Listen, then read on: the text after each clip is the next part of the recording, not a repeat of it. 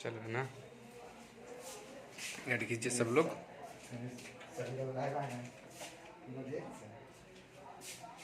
आप सभी को नमस्कार। आप सबसे पहले सब लोग जुड़ जाइए, जितने लोग हैं सब लोग सबसे पहले जुड़ जाइए। जो भी 2 लोग आ जाइए जल्दी से जल्दी।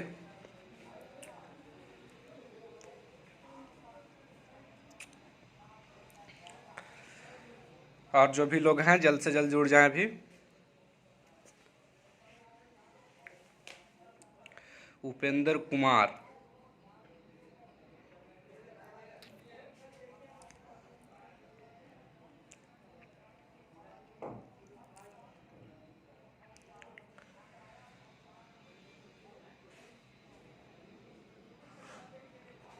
राजीव सिंह यादव, कैसे हैं भाई? बढ़िया।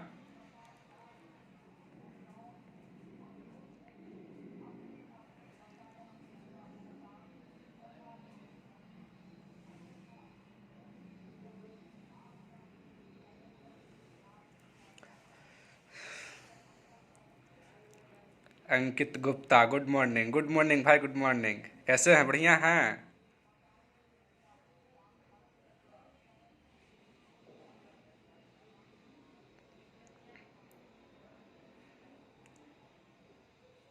मेरा आवाज आप लोग तक पहुंच रही है ना?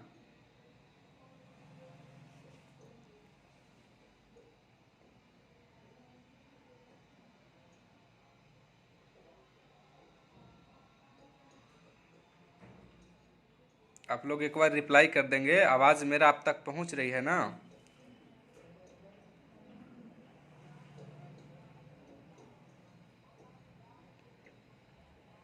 जी अंकित गुप्ता जी, बिल्कुल। प्रेम बाबू, कैसे हैं? Good afternoon Amit ji, good afternoon. बढ़िया हैं।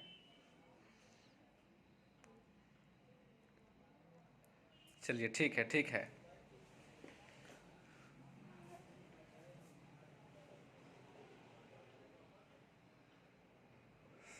जी बिल्कुल।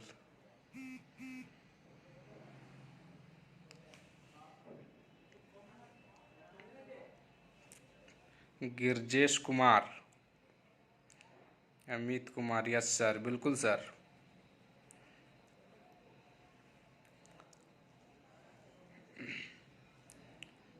चलिए तो स्टार्ट किया जाए, है ना? आप सभी लोगों से बोलना चाहूँगा नमस्कार आप सभी लोगों को। उम्मीद करता हूँ आप सब लोग बढ़िया होंगे। मेरा नाम सुधीर है और मैं जहानाबाद का रहने वाला हूँ। और आज मैं खास टॉपिक के साथ आया हूँ, जो टॉपिक आप सब लोग जानते होंगे, जो बेरोजगारी है ना। और इस चीज़ को लेकर के आया हूँ आज आपसे बात करने के लिए। मैं भी एक स्टूडेंट रहा हूँ आज से करीब करीब 1 साल 2 साल पीछे। तो मुझे पता है एक स्टूडेंट क्या होता है और स्टूडेंट की जीवनी क्या होती है और स्टूडेंट क्या करता है और स्टूडेंट किस तरीके से अपना ज़िंदगी को चलाता है। प्रेम बाबू, गुड आफ्टरनून, गुड आफ्टरनून। चलिए जी, तो बात आज का था मुख्य रूप से बेरोजगारी के ऊपर, है ना। कि आज के डेट में बहुत सारे जगह पे आप सुन रहे होंगे कि स्टूडेंट यहाँ पे धरना प्रदर्शन कर रहा है, तो वहाँ पे कर रहा है, उस पर पुलिस लाठीचार्ज कर रही है, भारत सरकार उस पर कोई एक्शन नहीं ले रही है। तो कहीं ना कहीं ये सबके पीछे का कुछ ना कुछ रीजन होता है। आप यदि इस लॉजिक को समझ जाइएगा तो आज आप या तो धरना प्रदर्शन करना बंद कर दीजिएगा, या तो आप वैसी शिक्षा व्यवस्था से मुक्त हो जाइएगा। यकीन मानिए सर, मेरी बात आज कई लोगों को कड़वा लग सकता है और कई लोगों को मेरी बातें से संतुष्टि मिल सकती है। ये बात सच है। कुछ लोग होंगे जिनको मेरी बात अच्छा नहीं लगेगी और कुछ लोग होंगे जिनको बात बहुत बढ़िया लगेगी, लेकिन जो सच है वो सच है। अगर आप सच का साथ देते होंगे तो यकीन मानिए कि आप मेरा साथ जरूर दीजिएगा। और मुझे पता नहीं है ये वीडियो कहाँ तक जाएगा और ये फेसबुक लाइव कहाँ तक आप पहुँचाएंगे, कितने जगह पर शेयर करेंगे, लेकिन मुझे इतना ज़रूर पता है कि अगर मेरी बातों को आप करीब करीब आधे घंटे से कम, ज़्यादा देर नहीं, बहुत कम समय लूँगा आपसे, अगर बढ़िया तरीक़ा से आप सुन लिए तो आपको एक अश्लील पे विश्वास आएगा कि अश्लीलता आज का क्या है ना। तो मैं बात कर रहा था आज की बेरोजगारी। राज ठाकुर जी, नमस्ते नमस्ते राज ठाकुर जी। जी, बेरोजगारी। आप इस नीड को सबसे पहले समझिए कि ये बेरोजगारी होती क्या है। सबसे बड़ी बात है बेरोजगारी होती क्या है। आज के लोग बेरोजगारी को किस नज़रिया से देखते हैं और रोजगार किसे कहते हैं। जी Vicky, good morning, good morning. जी, बेरोजगारी को लोग किस नज़रिए से देखता है, तो साफ शब्द में स्टूडेंट के मायने में माना जाए और शिक्षक के मायने में माना जाए तो बेरोजगारी उन हर स्टूडेंट को बोला जाता है जिनको गवर्नमेंट जॉब नहीं हो। इन सबको हम बेरोजगारी बोलते हैं। हम नहीं बल्कि हमारे शिक्षक गण बोलते हैं। और ये बात सही है, ये बात बिल्कुल सही है कि शिक्षक गण का मतलब हमारे टीचर, हमारे गुरुजन, हमारे परिजनों का साफ साफ मकसद यही होता है कि अगर किसी लड़का का गवर्नमेंट जॉब हो गया तो वो बेरोजगारी से मुक्त है और नहीं तो वो बेरोजगार बैठा हुआ है, और जो बिल्कुल गलत है। देखिए सर, मैं आपको बताता हूं कि आज के इस बेरोजगारी का मुख्य कारण क्या है। इस बेरोजगारी का मुख्य कारण, और यदि आप इस नीड को समझ लिए तो आपको पता चल जाएगा कि बेरोजगारी क्यों है और क्या हमें धरना प्रदर्शन करने से जॉब मिल सकती है।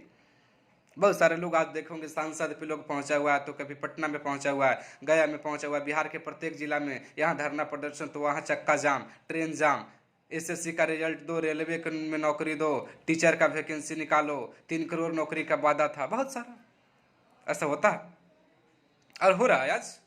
तो क्या लगता है आपको ये करने से नौकरी मिल जाएगी? आपको ये करने से नौकरी मिल जाएगी? अगर आपको पता है तो कीजिए, और नहीं पता है तो सबसे पहले इस नीड को समझिए। आज इसके बेरोजगारी के पीछे का रीजन क्या है सर, आप सोच करके देखिए। आज के इस बेरोजगारी के पीछे का रीजन क्या क्या है मैं आपको बताऊं, ज्यादा बात नहीं करूंगा, फिर भी मैं बताता हूं कि आज के इस बेरोजगारी का अगर सबसे बड़ा रीजन है, सबसे बड़ा रीजन, तो वो है टीचर। पहला शिक्षक, और दूसरा हमारी शिक्षा व्यवस्था, और तीसरा हमारी जनसंख्या, और चौथा बढ़ती हुई टेक्नोलॉजी। जी आप सब लोग को बोलें, शिक्षक, शिक्षा व्यवस्था, बढ़ती जनसंख्या और टेक्नोलॉजी।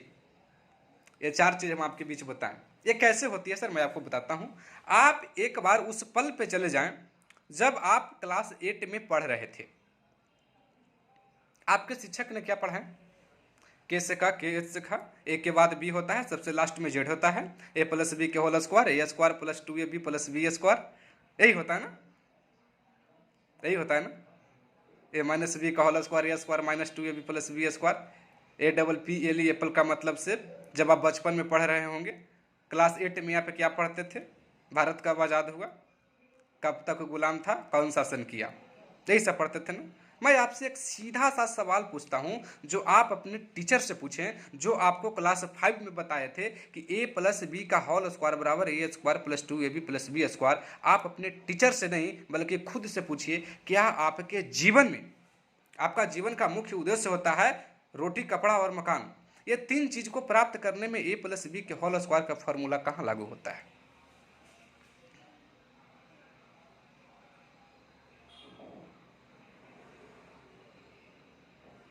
बताइए, कहीं लागू होता है? आपको जीवन में पैसा कमाने के लिए एलसीएम और एचसीएफ का क्या महत्व है, जो आपने 5वां 6ठा में पढ़े थे? एलसीएम किसे कहते हैं, एचसीएम किसे कहते, एचसीएफ किसे कहते हैं? भिन्न का जोड़, भिन्न का घटाव। क्या इसकी जरूरत कभी आपको आज तक आई? कहीं न कहीं आप जो जुड़े हुए हैं इस फेसबुक लाइव से, तो कहीं न कहीं आपका उम्र 18 साल, 19 साल, 20 साल, 25 साल, 30 साल हो चुका है। आप सोच करके देखिए कि आपके जीवन में ए प्लस बी के होल स्क्वायर आज तक काम आया? मैं शिक्षक की बात कर रहा हूं सर। सबसे पहले मैंने बेरोजगारी का कारण बताया, शिक्षक। जी है, बिल्कुल। हमारे शिक्षक आज हमें क्या पढ़ाएं? ए प्लस बी के होल स्क्वायर बराबर a square plus 2ab plus b square. आप उस टीचर से जाकर पूछिए, सर आज आपको ये काम आता है? आपको ये जीवन में रोटी, कपड़ा और मकान से इसका क्या संबंध है? तो पता ये चलेगा, और बताएंगे भी ये कि हमें किसी ने बताया तो हम आपको बता दिए, बस। क्या है ये भेड़िया धसान वाली शिक्षा व्यवस्था? क्या?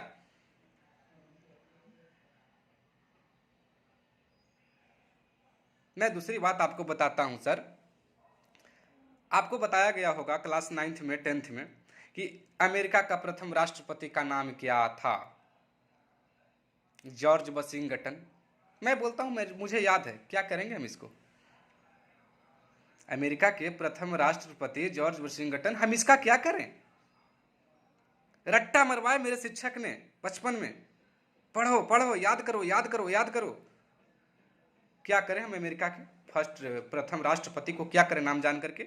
मेरे दादाजी के दादाजी के दादाजी का नाम याद नहीं है, और अमेरिका के प्रथम राष्ट्रपति का नाम मुझे आज तक याद है, लेकिन हम इसे क्या करें? आप अपने शिक्षक से जाकर के पूछिए कि सर आपको ये याद है, आपके जीवन में कितना काम आया?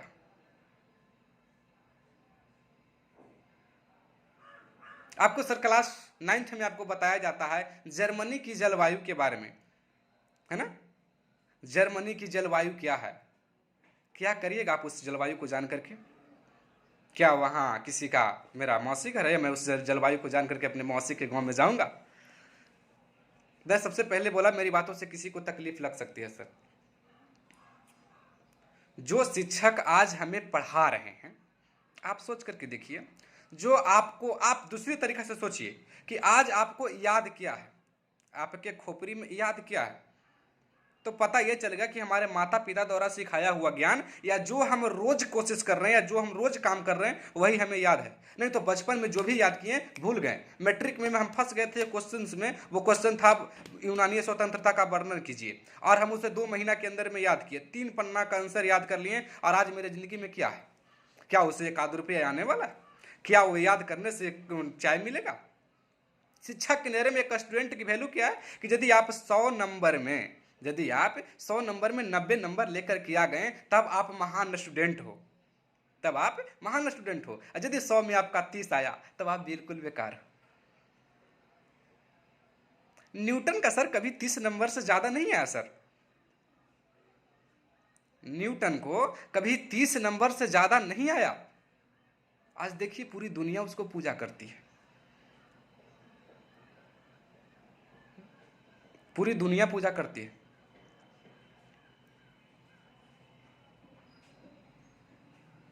थॉमस एल्वा एडिसन के बारे में आपने सुने होंगे सर।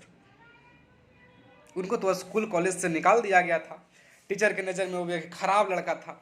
आज देखिए पूरी दुनिया को रोशन किया हुआ है। तो क्या है, शिक्षा व्यवस्था से इसकी क्या संबंध है? उस लड़का को अगर A+B के होल स्क्वायर पता नहीं है, क्या इससे जाता है? आप दूसरी तरीका से ये सोचिए सर, मैट्रिक में जो इंसान 2009 में बिहार टॉप किया, 2010 में जो इंसान बिहार टॉप किया, 2011 में जो इंसान बिहार टॉप किया, 2012, 2013, 2014, 2015 में जो इंसान बिहार टॉप किया, आप उसके जिंदगी को जाकर के देखिए तो पता है आपको ये चलेगा कि वो इंसान 15,000, 20,000, 25,000, 30,000, 35,000, 40,000, 50,000, यही इतना कमा रहे हैं सर, यही इतना कमा रहे हैं। जबकि मैट्रिक में बिहार टॉप, मैट्रिक में बिहार टॉप। आप राइट ब्रदर्स के नाम तो सुने होंगे ना सर? कितना नंबर उसको मैट्रिक में? छोड़ दीजिए, वो इतिहास की बात आ गई। आप बिरला के नाम सुने हैं? वो इंसान गांव और घर छोड़ करके, अपना जिला छोड़ करके कलकत्ता में चला गया, एक लोटा लेकर के गया, और आज देखिए इतनी बड़ी साम्राज्य की खड़ा कर दी कि लाखों करोड़ों में उसकी टर्नओवर होती है। क्या है सर? आपकी बेरोजगारी जो है, वो सबसे पहला रीजन आपके शिक्षक आते हैं। जो आज के जो शिक्षा व्यवस्था जो आपको मैं बताया, दूसरा रीजन वो है हमारी शिक्षा व्यवस्था। आज की शिक्षा व्यवस्था के अनुसार हम सभी लोगों की बेरोजगारी है सर। आप उस पल पे चले जाइए जिस पल आपके दादाजी अगर अभी जिंदा हैं, तो आप उनसे बात करते होंगे, वो बोलते हैं कि पहले बेटा नौकरी को लोग वैल्यू नहीं देता था, जबरदस्ती लेके उसको लेकर के जाता था, फिर भी नहीं जाता था, ट्रेनिंग से भाग आता था। क्यों सर?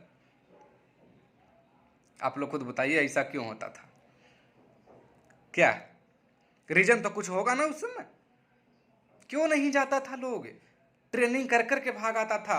लोग को बोलता था तुझे नॉमिनी फैसिलिटी देंगे, लेकिन उन्होंने बोलता था कि तू मुझे भी मारेगा और मेरे फैमिली को भी मारेगा।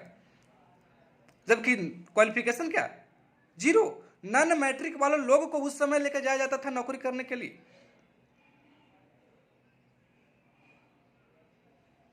सोचिए, उस समय के लोग नन मैट्रिक होता था सर, मैट्रिक का सर्टिफिकेट बहुत महंगा होता था उस समय के लिए। आज इंसान पीएचडी करके बैठा हुआ है और नाली साफ करने के लिए लोग जाकर के फॉर्म डालता है। क्यों? यहां की शिक्षा और शिक्षा व्यवस्था पर।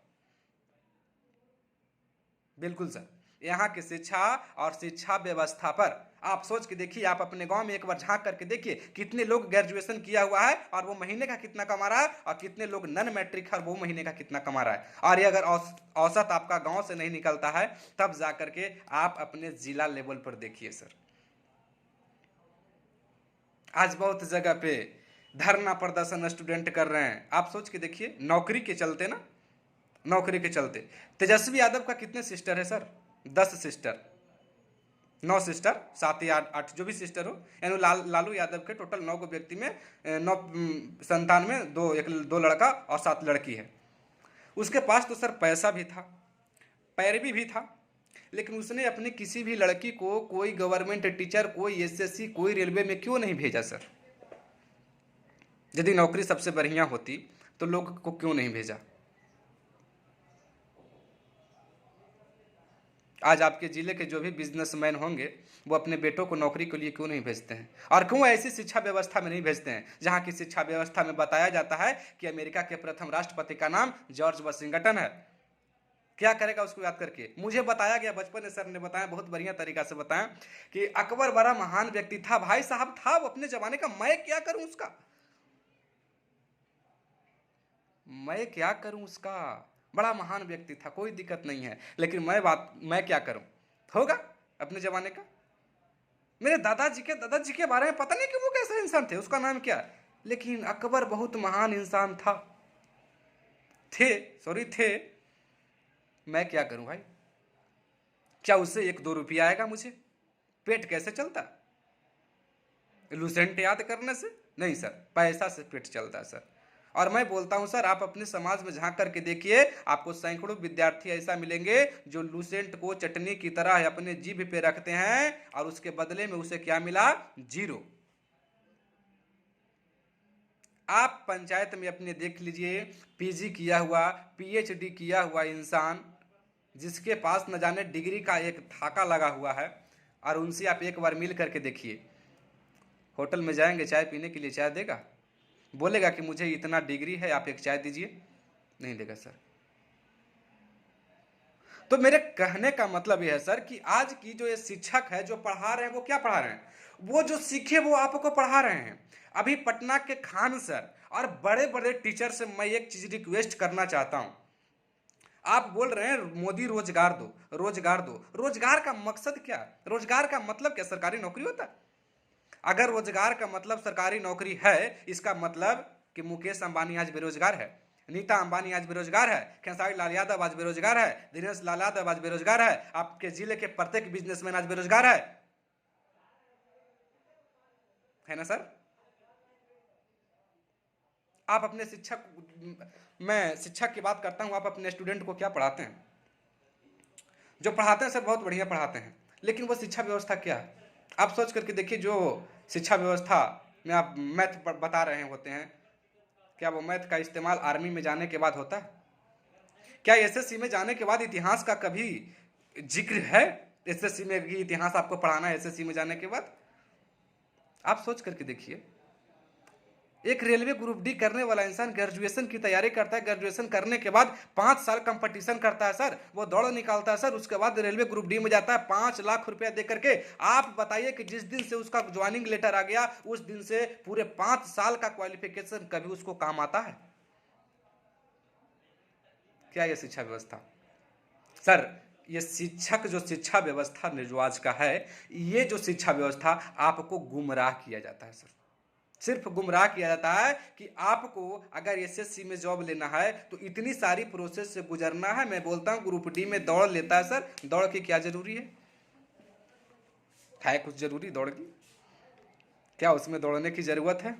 आर्मी मैन, सैल्यूट करता हूं, आर्मी मैन को बॉर्डर पे क्या एग्जाम देना होता है, परीक्षा पढ़ना होता है? वहां क्या है वहां का?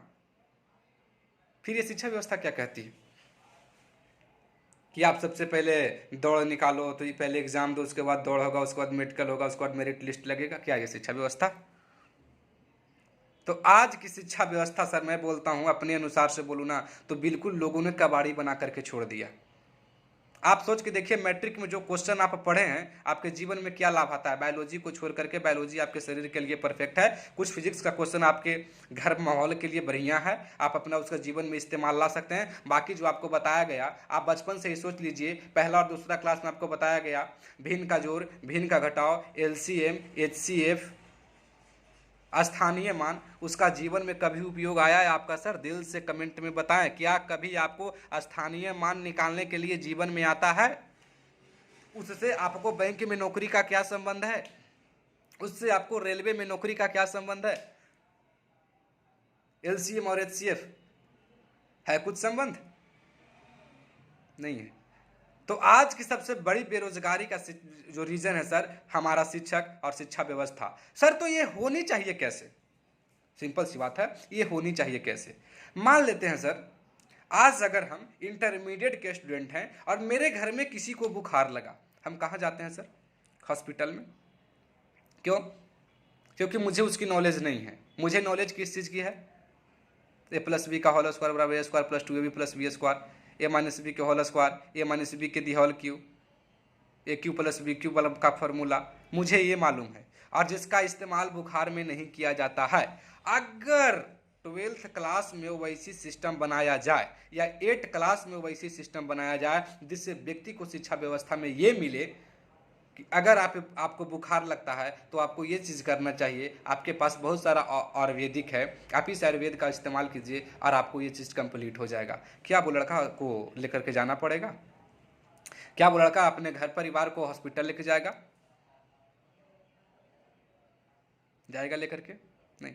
जहाँ पे बताया जाता है कि अमेरिका के प्रथम राष्ट्रपति का नाम ये है, अगर उस जगह पे उसे ये बताया जाए कि अगर आप भी चाहते हैं कि अपने नाम को अपने जनरेशन में फैलाएं, आपको जनरेशन आपको याद करे, तो आपको ए प्लस बी के होल स्क्वायर से नहीं, बल्कि आपको एक अलग पहचान से करना पड़ेगा। तो लोग क्यों नहीं बनेगा सर? लोग क्यों नहीं बनेगा? तो सबसे बड़ी जो चीज़ आती है सर, हमारी शिक्षा व्यवस्था आती है। सबसे बड़ी चीज हमारी शिक्षा व्यवस्था आती है। हमारी शिक्षा व्यवस्था कैसी है और ये होनी कैसी चाहिए?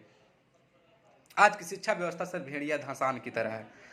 हमारे टीचर ने जो चीज़ें सीखे वही चीज़ हमें सिखा रहे हैं। मैं बोलता हूँ, खान सर के बारे में भी मैं बात किया था। खान सर एक बार शायद इंडियन नेवी का एग्ज़ाम दिए थे और फेल कर गए थे, और वो फेल करने के बाद कोचिंग खोल दिए। मैं बोलता हूँ, अगर वो इंडियन नेवी में होते तो क्या मैं उनका नाम जानता? क्या मैं उनका नाम जानता? अगर इंडियन नेवी में वो होते, Khan sir Patna GS research centre, तो क्या मैं उनका नाम जानता? नहीं जानता। अगर नौकरी सबसे बढ़िया है तो कोई भी नेता अपने बाल बच्चा को नौकरी में क्यों नहीं भेजता है सर? अगर नौकरी सबसे बढ़िया है तो कोई भी बड़े टीचर, बड़े स्तर के टीचर अपने बाल बच्चा को नौकरी में क्यों नहीं भेजता है सर? सांसद विधायक के पास तो बहुत पैरवी है, फिर भी अपने बाल बच्चा को नौकरी में क्यों नहीं भेजता है सर? क्योंकि उसे पता है कि इस क्षेत्र में सिर्फ और सिर्फ भेड़िया धसान है। आप किसी वैसे नौकरी जो सर्वेंट करता है, गवर्नमेंट सर्विस करता है, उस किसी वैसे आप अगर है कोई आपके पंचायत में या आपके गांव में, तो आप सोचिए जो 25 साल नौकरी करने के बाद उसके पास एक 20 लाख का 4 व्हीलर हो। नहीं, लेकिन खान सर का उम्र 30 से 35 साल मुश्किल से हो रहा होगा, और न जाने करोड़ों रुपया का वो मंथली कमाते हैं सर। क्यों? नौकरी करके कमाते हैं। खेसारी लाल यादव का आप नाम सब लोग सुने होंगे। अगर वो इंसान बोलते, स्टेज पे बोलते हैं हमें बीएसएफ में था और सुबह सुबह हल्ला करना पड़ता था, अगर वो बीएसएफ में होते तो कितने लोग उनको जानता सर? कितने लोग जानता? तो उसको उनको क्या, उनको पास एमबीबीएस का सर्टिफिकेट नहीं है? खेसारी लाल यादव के पास ग्रेजुएशन का सर्टिफिकेट नहीं है, वो पीजी नहीं किए हुए हैं सर। नाम और पहचान और पैसा कमाने के लिए सर आपको डिग्री की नहीं, बल्कि आप में खुद की टैलेंट की आवश्यकता होती है, जो आपके अंदर सर ये आपको शिक्षक कभी नहीं दे सकता है सर। ये आपको खुद से करना पड़ेगा। सोच के देखिए, मुकेश अंबानी अगर वो सिविल इंजीनियर होते तो क्या इनका कितने लोग नाम जानता। आज इंजीनियर लोग किया हुआ इंसान नाली साफ करने के लिए लोग जाता, फॉर्म अप्लाई करने के लिए। क्यों? यहाँ की शिक्षा व्यवस्था और शिक्षक के कारण। अगर प्रत्येक शिक्षक आज से बताना ये चालू करे कि नहीं, हमारी सोच 20 और 25 हज़ार कमाने वाले नहीं है, हम बहुत कमा सकते हैं, किसी बिजनेसमैन की तरह उससे ज़्यादा पैसा कमा सकते हैं, तो लोग कुछ कर सकता है। लेकिन हमें बचपन से ही जो सिखाया जाता है सर, उसी के पीछे हम लोग ढल जाते हैं। तीसरा हम बात कर रहे थे सर, जनसंख्या। तीसरा रीजन है जो बेरोजगारी का रीजन है, वो है आपकी बढ़ती हुई जनसंख्या। आप सोच करके देखिए सर, आज से 10 साल पहले आपके फैमिली में कितने लोग था और आज आपके फैमिली में कितने लोग हैं। आज से 50 साल पहले आपके फैमिली किस तरीके से थी और आज आपकी फैमिली किस तरीके से है। आज बहुत सारे लोग ऑब्जेक्शन डालता है ना, सरकार रेलवे को बेच रहा है, प्राइवेट कर रहा है। मैं आपसे एक बात पूछता हूं, यदि आपके घर में 15 कट्ठा जमीन है और आपके घर में 5 फैमिली है, 15 कट्ठा जमीन है, 5 फैमिली है, और यदि 15 कट्ठा खेत से पेट नहीं भरा, क्या कीजिएगा? कमाने जाना पड़ेगा आपको। अगर कमाने से नहीं हुआ, घर में कोई परिस्थिति ऐसा आया जिससे आपके घर में बहुत पैसा की जरूरत है, आप क्या कीजिएगा? सबसे पहले अपने घर के पैसा को इस्तेमाल कीजिएगा। और अगर घर के पैसा खत्म हो जाए तब आप क्या कीजिएगा? खेत को गिरवी रखिएगा। और यदि खेत को एक दूसरे की गिरवी रखने से नहीं हो तब आप क्या कीजिएगा? खेत को बेचिएगा। यही कीजिएगा ना, सिंपल सी बात है। यदि आपके घर में परिस्थिति आए तो आप खेत को बेचिएगा ही बेचिएगा।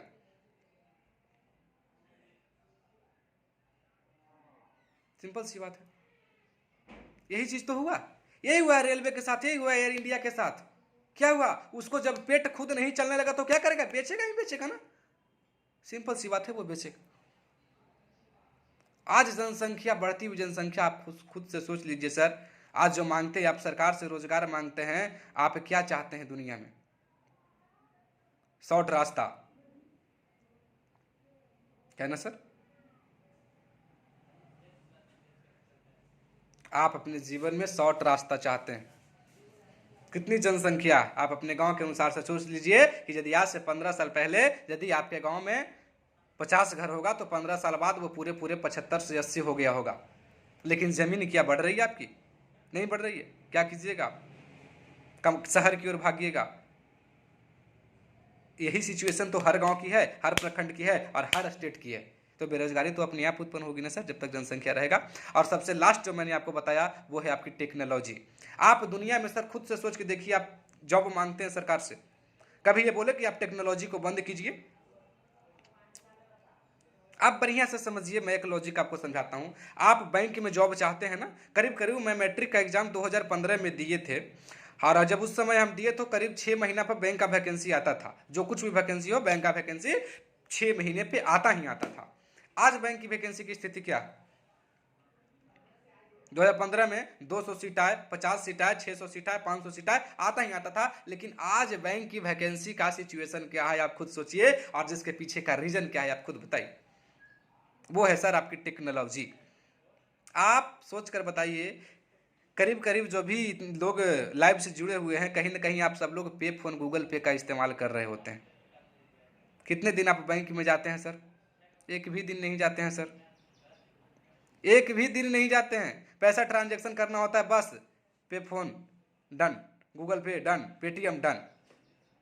तो बैंक में नौकरी सरकार क्यों दे? पैसा उसका ज़्यादा उसको है, बैंक को रख दिया, गिरवी रख दिया, वो बेच दिया। भाई साहब अब तुम संभालो बैंक को, तुमको जरूरत है स्टाफ को रखो, नहीं जरूरत है मत रखो, काहे रखेगा? अभी तो बैंक की सिचुएशन ये है कि जिसमें आपको खाता वहां से खुल जाता है, 2 या 4 लोग है। करीब करीब आपको जुलाई और अगस्त के बाद बैंक बंद दिखेगा सर। सिर्फ एक लोग मिलेगा, वो स्टाफ वहां का रहेगा, और बाकी सारे काम आप एटीएम से ही कर लेंगे। आज दुनिया में हर लोग शॉर्ट रास्ता को खोजता है, कौन नहीं खोजता?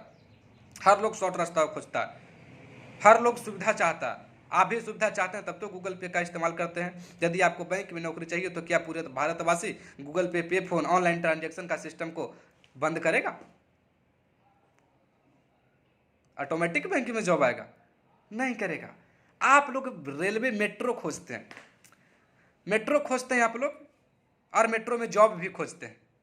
कौन सा जॉब खोजते हैं? टिकट चेक करने वाली। बताइए, मेट्रो में टिकट चेक होती है या टिकट ऑटोमेटिक चेक होती है? कोई आदमी चेक करता है या सिर्फ गेट पे जाने से चेक होता है? कहाँ से मिलेगा? आपको जॉब किस चीज़ की चाहिए? टिकट कलेक्टर की जॉब चाहिए। कितने लोग हैं जो स्टेशन पे जाकर के टिकट कटवाते हैं? कोई नहीं, मात्र 2% लोग आपको मिलेगा। बाकी सारे लोग बगल की साइबर कैफे में अपना मोबाइल से जो कुछ भी है अपने आप से। तो सरकार को पैसा इतना ज़्यादा थोड़ी है ना कि बेमतलब को देगा। और जब नहीं देगा, वो नहीं देगा, तो आप उसे हल्ला बोलिएगा तो वो क्या करेगा? प्राइवेट रख देगा, प्राइवेट कर देगा। मजबूरी है, आप फिर टिकट कटाना पड़ेगा। आज आप खुद से सोचिए, सर मेरा घर जहानाबाद में पड़ता है और मुझे पटना आने के लिए लाइफ में मुश्किल से 2 बार टिकट कटवाए होंगे, सिर्फ 2 बार टिकट कटवाए होंगे। और बात किया जाए सफ़र की तो कहीं ना कहीं अब कटवाते हैं, लेकिन आज से कुछ दिन पहले जब मैं स्टूडेंट लाइफ में था तो पहले कभी टिकट नहीं कटवाए हैं, कभी भी नहीं कटवाते थे। न जाने 100 बार भी अप डाउन वहाँ से हुए हैं, लेकिन एक बार भी टिकट नहीं कटवाए हैं। आप सोच करके देखिए, मेरे जैसा ऐसा कितने सारा इंसान होगा जो टिकट नहीं कटवाया होगा। कहाँ गया? पैसा किसका लग रहा है? सरकार का लग रहा है ना। आप तो टैक्स नहीं दे रहे हैं। अब उसको टिकट चाहिए, पैसा चाहिए, तो क्या करेगा? किसी को प्राइवेट दे देगा। सिंपल सी बात है, वो किसी को प्राइवेट देगा, उसके बाद आपको रहना ही रहना है। उसके बाद आपको टिकट बिना कटवाए हुए चढ़ भी नहीं सकते हैं। सरकार की फायदा है, हर कोई फायदा चाहता है। आज आप सोच रहे हैं कंपनी में मुझे जॉब नहीं मिलती है, क्यों मिलेगा जॉब? सरकार ने मुझे रेलवे ट्रैफिक का बंद कर दिया। आप सोच के देखिए, रेलवे ट्रैफिक पे आज कौन काम करता है? ग्रुप डी का वैकेंसी कम कर दिया, क्यों नहीं करेगा? गिट्टी कितने लोग को आप उठाते देखे होंगे। मशीन आ गया सर, टेक्नोलॉजी सबसे बड़ी रीजन है। टेक्नोलॉजी आज की बेरोजगारी का सबसे बड़ी रीजन है, वो है टेक्नोलॉजी।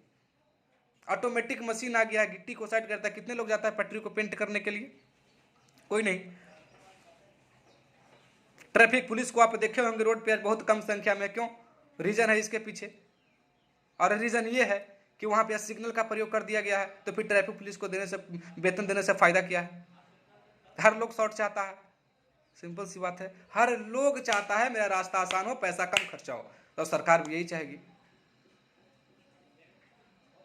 सिंपल सी बात है। क्या वो लाइट जो लगा हुआ है, ट्रैफिक लाइट लगा हुआ है, क्या वो पैसा खोजेगा? क्या होली में छुट्टी खोजेगा? क्या दीपावली में छुट्टी खोजेगा? लेकिन अगर आप उस जगह पे जॉब कर रहे हैं तब क्या खोजिएगा? बोनस, हर मंथ की सैलरी।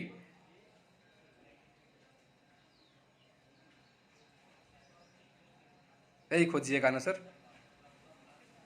कंपनी में आज लोग भाग रहे हैं। कंपनी में आप सोच करके देखिए, कंपनियां आज रोबोट ला रही है सर, और रोबोट लाने का सबसे बड़ा रीजन उनका यही है।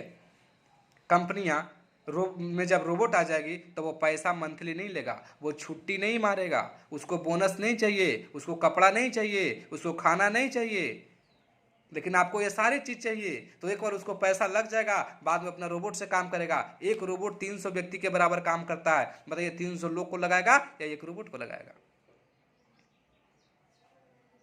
सिंपल सी बात है, एक रोबोट को लगाएगा। यदि आपका भी कंपनी हो तो आप एक रोबोट को लगाएंगे।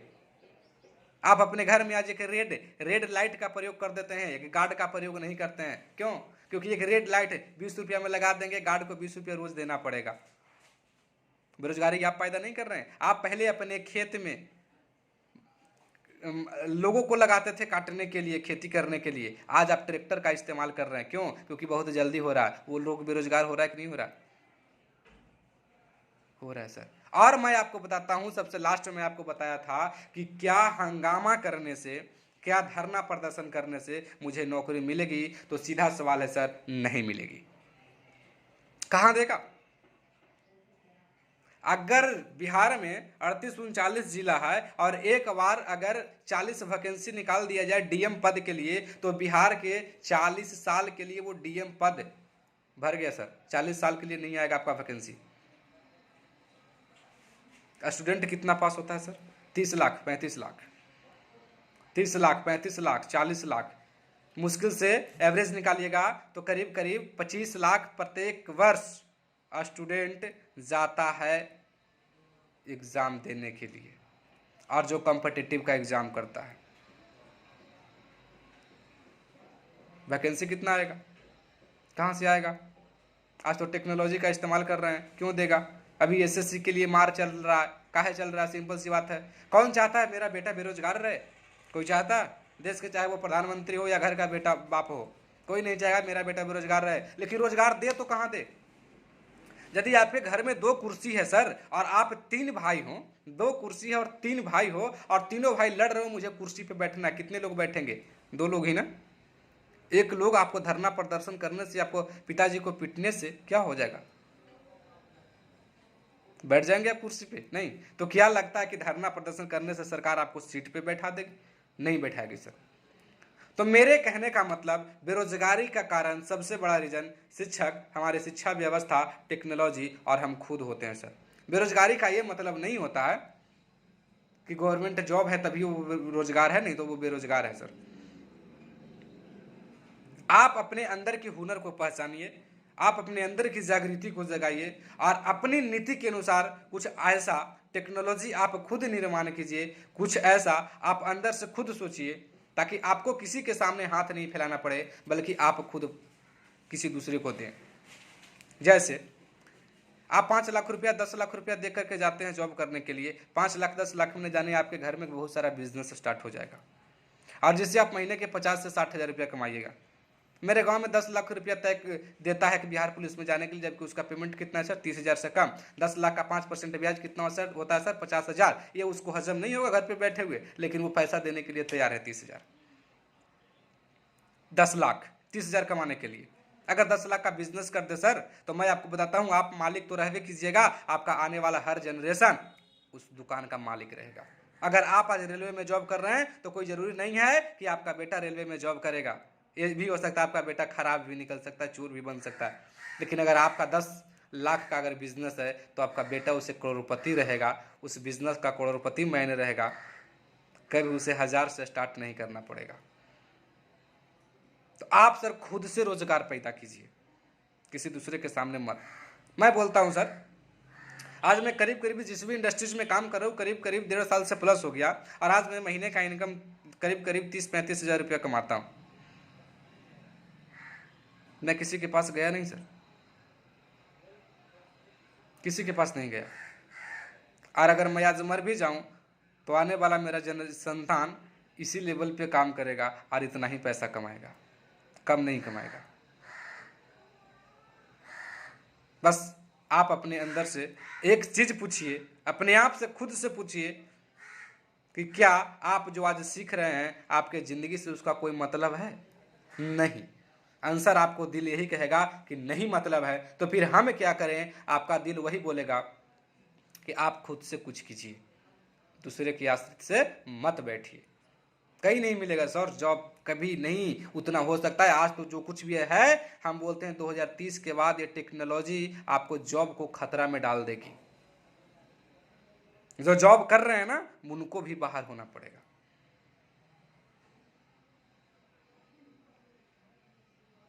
तो अगर आपको रोजगार चाहिए सर, तो रोजगार का मतलब ये नहीं होता है गवर्नमेंट जॉब, धरना प्रदर्शन, ये करने से कोई फायदा नहीं होगा और कभी होगा भी नहीं। आप खुद से पैदा कीजिए, किसी दूसरे के आश्रित मत बैठिए। बाकी आज तक के लिए इतना ही। अगर हमारे मुंह से जो गलत निकल गया होगा, आप माफ़ कर दीजिएगा, मेरी बातों से कोई शिक्षक का भी तकलीफ हुआ होगा। लेकिन सर ये बात सच है, जो हमारे शिक्षक ने आज तक पढ़ाए हैं, आज मेरा कोई उपयोग नहीं है, फिर भी मैं पैसा कमाता हूँ। जो बिहार टॉप किया उसका भी कोई उपयोग नहीं है, हो सकता है हमसे कम या हमसे ज़्यादा ही कमाता होगा। माफ़ कीजिएगा, जो भी सच था वो सच बोलें। और बाकी अगर आपको विशेष जानकारी हमसे चाहिए तो यही फेसबुक आईडी पे मेरा कहीं ना कहीं आपको नंबर मिल जाएगा। आप हमसे पर्सनली संपर्क कर सकते हैं, बात कर सकते हैं आपके आगे का फ्यूचर सर किस चीज़ में है और किस चीज़ में नहीं है। आज तक के लिए इतना ही, बाकी हम फिर मिलेंगे आपके साथ। आज so thanks, all the best.